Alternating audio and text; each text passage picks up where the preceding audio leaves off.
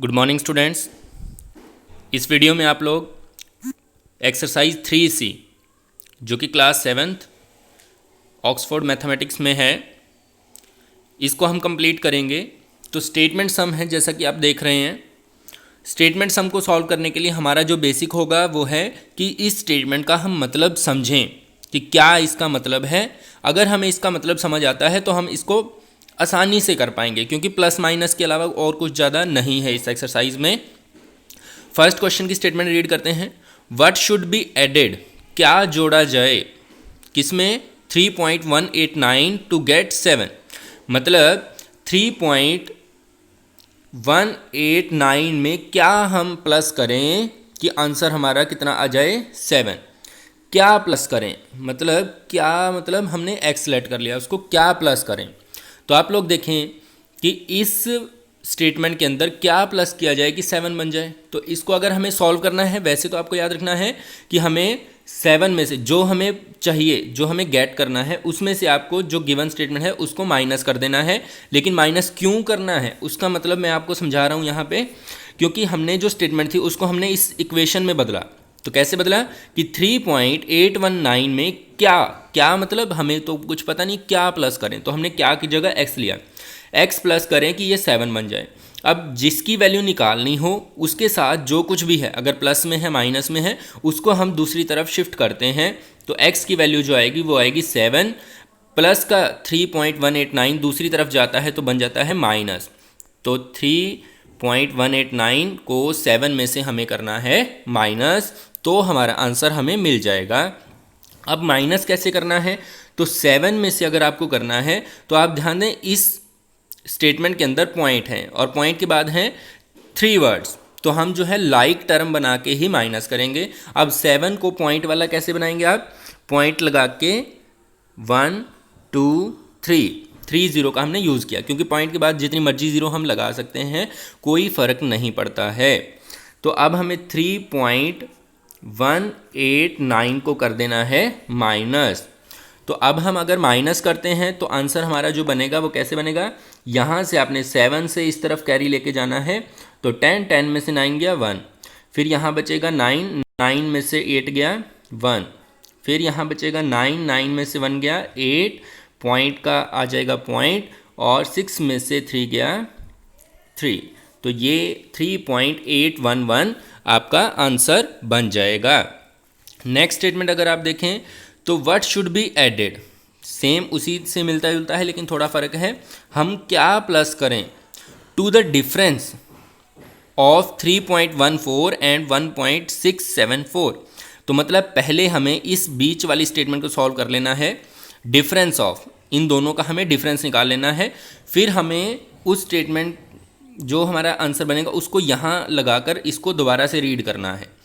फिर हमें उसमें कुछ प्लस करके 9 बनाना है। अब कैसे बनेगा ये, तो पूरा मतलब क्या बना इसका, व्हाट शुड बी एडेड, क्या प्लस किया जाए इनके डिफरेंस में कि हमें 9 मिल जाए। तो हम क्या करेंगे, पहले हम इनका निकालेंगे डिफरेंस। तो डिफरेंस निकालने के लिए आप देखें 3.14 में पॉइंट के बाद 2 वर्ड्स हैं, तो एक ज़ीरो का हम इस्तेमाल कर लेंगे। तो ये बन जाएगा 3.14, और इसमें से हम माइनस करेंगे, ज़ीरो लगा लेंगे यहाँ पे, 1.674। तो इसको हम माइनस करते हैं तो ये बन जाएगा डिफरेंस ऑफ 3.14 एंड 1.674। अब 10 में से 4 गया 6, यहाँ बच जाएगा 3, 13 में से 7 गया 6, फिर यहाँ बच जाएगा 0, तो यहाँ से कैरी आया 10, 10 में से 6 गया 4, फिर यहाँ पॉइंट और यहाँ 1। अब ये आ चुका है इनका डिफरेंस। अब हमें सेम जैसे फर्स्ट क्वेश्चन में हमने किया था, सेम वैसा ही है कि इस स्टेटमेंट में क्या जोड़ें कि 9 बन जाए। तो हमें क्या करना है, 9 में से इसको माइनस कर देना है। माइनस करने के लिए मैंने आपको बताया लाइक टर्म बनानी पड़ती है, तो पॉइंट लगा के हम 0 0 0 का इस्तेमाल करेंगे, और इसमें से 1.466 को कर देंगे माइनस। तो जो हमारा आंसर बनेगा वो कैसे बनेगा, कैरी यहाँ से 9 से यहाँ 0 तक आएगा, तो 10 में से 6 गया 4, फिर 9 में से 6 गया 3, फिर 5 और फिर 7। तो 7.534 ये आपका आंसर आ जाएगा। नेक्स्ट स्टेटमेंट हम देखते हैं बाय हाउ मच, मतलब कितना ज़्यादा, कितनी क्वांटिटी जो है इज़ द सम ऑफ। तो ध्यान दें यहाँ पे एक बीच के अंदर स्टेटमेंट है, तो इसको पहले सॉल्व किया जाएगा। मतलब इनका जो सम होगा, जोड़ होगा, वो ग्रेटर देन देयर डिफरेंस, इनके डिफरेंस से कितना ज़्यादा होगा। तो इसके अंदर हमें 3 सम करने पड़ेंगे। एक तो हमें करना पड़ेगा इन दोनों स्टेटमेंट का सम, एक हमें करना पड़ेगा इनका डिफरेंस मतलब बड़े में से छोटे को माइनस। सम और डिफरेंस करने के बाद जो बड़ी स्टेटमेंट आएगी उसमें से छोटी स्टेटमेंट को माइनस कर देना है। तो कैसे करेंगे इसको? सबसे पहले हम लिखते हैं सम। तो आपने लिखना है सम ऑफ दीज टू स्टेटमेंट। तो सम कितना हो जाएगा इनका? सम हो जाएगा 14.28। अब नेक्स्ट वाली स्टेटमेंट में 3 वर्ड्स हैं, तो हम 0 का इस्तेमाल कर लेते हैं, और जो दूसरी स्टेटमेंट है उसको इसके नीचे, तो 0.219। तो माइनस करेंगे तो आंसर कितना आएगा? सॉरी, पहले सम कर लेते हैं, डिफरेंस फिर बाद में करेंगे। तो सम करेंगे तो 98192244152, तो ये बन गया 25.499। नेक्स्ट स्टेटमेंट अगर हम देखें तो इसी का हमने कर देना है डिफरेंस। तो 14.280 11.219। तो माइनस करते हैं, 10 में से 9 गया 1, 7 में से 1 गया 6, तो 2 में से 2 गया 0, और 4 में से 3। तो ये आ चुका है इनका डिफरेंस। अब हमें क्या करना है? हमें पूछा गया कितना ज़्यादा है, ये जो है इस स्टेटमेंट से कितना ज़्यादा है। तो आपको क्या कर देना है? जो बड़ी स्टेटमेंट है उसमें से छोटी स्टेटमेंट को माइनस कर देना है। तो कैसे करेंगे? 25.499 और इसमें से माइनस करेंगे 3.061। माइनस करने के बाद जो आएगा वो हमारा आंसर। तो माइनस करेंगे आप, तो इसका आंसर आपका आ जाएगा 22.438। 22.438। नेक्स्ट स्टेटमेंट फिफ्थ देखते हैं। फिफ्थ में है how much, sorry fourth statement भी है, सेम इसी तरह से है, कोई ज़्यादा फर्क नहीं है। By how much the difference of is less than their sum. Same वही स्टेटमेंट है, जरा सा इसको बदल के दिया गया है।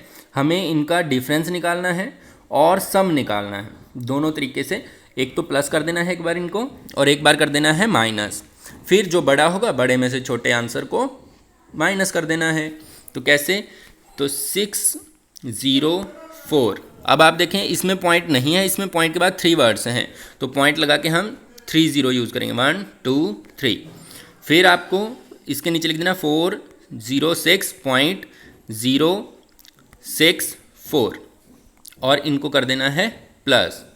नेक्स्ट इसी स्टेटमेंट को लिख के 604.000 और 406.064 इसको कर देना है माइनस। अब जब आप प्लस करेंगे और माइनस करेंगे तो 2 आंसर हमारे पास मिलेंगे, एक यहाँ पे एक यहाँ पे। बड़ा आंसर जो होगा, बड़े में से आपको छोटे को माइनस करना है, तो आपका फाइनल आंसर आपको मिल जाएगा। तो क्या करना है आपने? बड़े आंसर में से छोटे आंसर को माइनस कर देना है। तो फाइनल आंसर जो आपका मिलेगा आपको, वो हो जाएगा, फाइनल आंसर आपका 812.128। ठीक है जी। तो लास्ट जो फाइनल आंसर आपका मिलेगा बड़े में से छोटे को माइनस करने पे, वो आपने खुद इसको ट्राई करके देखना है। तो आंसर बनेगा 812.128। फिफ्थ सम देखते हैं। How much would a dozen apple cost if the price of each apple is 8.35। मतलब क्या है इसका कि how much would a dozen. अब डजन में कितने एप्पल होते हैं? 12। ये आपको ध्यान रखना है, 1 डजन 12। तो price if each apple is 8.35। अब देखो एक एप्पल जो है वो 8.35 रुपये का आता है। तो 12 कितने के आएंगे, सिंपल क्वेश्चन है।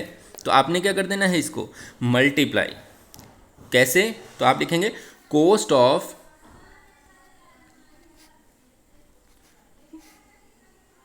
1 एप्पल, कॉस्ट ऑफ 1 एप्पल कितना है 8.35 रुपीज़। तो कॉस्ट ऑफ 12 एप्पल, आपने इसको पूरा लिखना है, मैंने शॉर्ट में लिख रखा है। तो 12 का कितना हो जाएगा 8.35 मल्टीप्लाई 12। तो मल्टीप्लाई कैसे करना है, आपने इसका पॉइंट हटा देना है, पॉइंट हटाने के बाद नीचे आ जाएगा 100। अब आप चाहें तो इसको कैंसिल भी कर सकते हैं और चाहें तो सीधा इसकी मल्टीप्लाई करो और 2 के बाद लगा दो पॉइंट, तब भी हमारा आंसर जो है वो सही ही आएगा। जैसे अगर हम इसकी मल्टीप्लाई करते हैं तो 835 और 12 की मल्टीप्लाई, तो मल्टीप्लाई अगर आप करेंगे तो जो भी आपका आंसर यहाँ पे आएगा, तो आंसर आपका कुछ इस तरह से आएगा 12 5 60 42 2 0 0। ये आपने सही से करके देखना, मैंने शॉर्ट मेथड से की है, तो आपको अपने अकॉर्डिंग मल्टीप्लाई करनी है, तो ये आंसर आपका बनेगा। और डिवाइड में जो 100 था तो वो यहाँ पर जो है पॉइंट लगा दिया जाएगा, तो आंसर बन जाएगा 100.20 रुपीज़। तो ये आपका 5th क्वेश्चन था।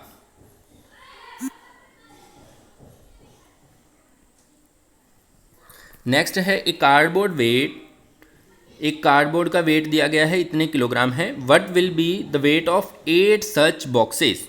तो इस तरह के 8 बॉक्सेस का वेट कितना होगा, सिंपल क्वेश्चन है। कैसे करोगे, आप लिखोगे वेट ऑफ, ध्यान से सुनना है इसको, क्या लिखना है आपने, वेट ऑफ 1 कार्डबोर्ड बॉक्स, कितना वेट है 0.045 किलोग्राम। तो हमें 8 का निकालना है, तो नेक्स्ट लाइन में आपने लिखना है वेट ऑफ 8 बॉक्सेस।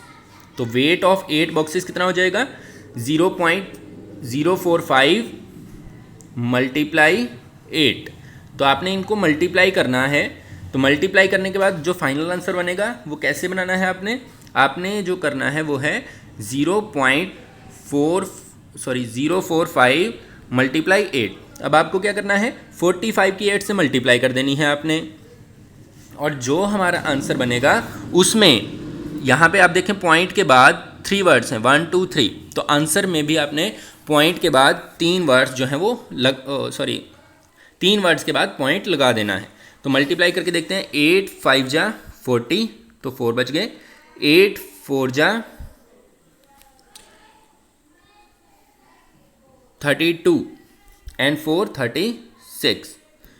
तो यहाँ पर 3 के बाद, क्योंकि पॉइंट के बाद 3 वर्ड्स हैं, तो यहाँ से हम काउंट करेंगे 1 2 3, तो यहाँ पे जो है पॉइंट आएगा आपका और यहाँ लगा देंगे हम 0 और पीछे लगा देंगे किलोग्राम, तो ये बन जाएगा 0.36 किलोग्राम। तो एक का अगर हमें पता हो तो हम जो है ज़्यादा के लिए निकाल सकते हैं। नेक्स्ट क्वेश्चन है a piece of ribbon is of length 1.35 metres, what will be the length of 15 such ribbons. अब एक रिबन की लेंथ दे रखी है तो 15 की लेंथ कितनी आएगी, सिंपल क्वेश्चन सेम वैसा ही है। तो आपको जो स्टेटमेंट बना के लिखनी है वो क्या है, ध्यान से सुनना है, a piece of ribbon of length, तो एक पीस की लेंथ जो है वो हमें गिवन है, तो हम बनाएंगे length of 1 piece of ribbon. तो कितने लिखोगे आप, length of 1 piece of ribbon 1.35 metre. फिर आप लिखेंगे लेंथ ऑफ 15 रिबन्स, तो आपको बाद में लिख देना है 1.35 मल्टीप्लाई 15। तो मल्टीप्लाई करने के बाद मल्टीप्लाई आपको किसकी करनी है 135 और 15 की, जो आंसर बनेगा उसमें आपने 2 के बाद पॉइंट लगा देना है। तो 7th क्वेश्चन का आंसर बनेगा आपका, इसकी अगर मल्टीप्लाई करोगे आप तो 2025, तो 2 के बाद जब पॉइंट लगाओगे तो यहाँ आ जाएगा 20.25। तो ये था आपका 7th क्वेश्चन। नेक्स्ट भी सेम है, अगर आप ट्राई करना चाहो तो, कि if the cost of 1 metre cloth is, तो 1 मीटर क्लॉथ का कॉस्ट हमें दे रखा है 75.36, तो find the cost of 7.25 metre cloth. तो इतने मीटर क्लॉथ का कॉस्ट कितना आएगा, तो आपने क्या करना है, इन दोनों स्टेटमेंट को मल्टीप्लाई। तो इस क्वेश्चन को आपने खुद ट्राई करके देखना है। तो ये थे आपके एक्सरसाइज 3C के फर्स्ट 8 क्वेश्चन। बाकी जो हैं वो हम नेक्स्ट वीडियो में सॉल्व करेंगे।